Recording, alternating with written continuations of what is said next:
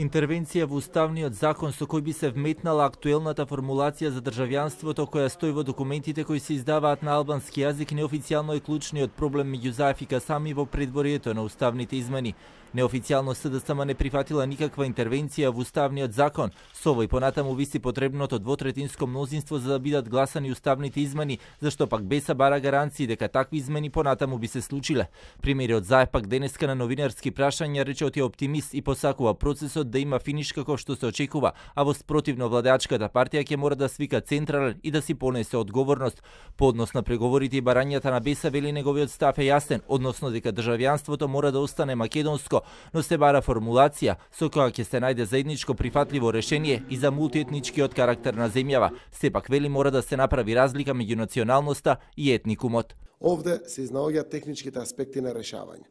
Секако државјанството е македонско. Со македонско и така ќе остане. На крајот нема дилема, БЕСА не бара да се смени идентитетот или слично. А будното око на 8 пратеници токму тоа го прави. Јас сум исто тука и другите пратеници, за да на крајот се изнајдат техничките формулации. На тоа работиме, како државјанството за сите, да биде македонско, кроз граѓани на Република Северна Македонија, а сепак да не албанците и другите помални етнички заедници бидат македонци. Оти не се македонци, се албанци од Македонија, се турци од Македонија, се срби од Македонија. Тука е формулацијата која што се наоѓа. Вкупната бројка на вистина ќе се знае на самиот акт на гласање. Еве вчера на утврдување на дневниот ред беа 78, 77, 76 и слично. Ќе видиме на првиот амандман.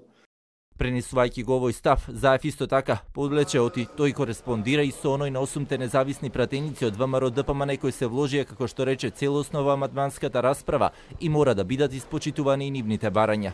Денешните неколкукратни одложувања на седницата беа токму поради преговорите кои Заев ги водеше со Осумката и БЕСА, и додека во јавноста се калкулира за бројката кој се ќе даде поддршка за уставните измени, ставот на Осумката и натаму останува дека нема да ги гласаат доколку се прифатат барањата на БЕСА. Крилото на Касами пак засега се уште не отстапува од своите барања.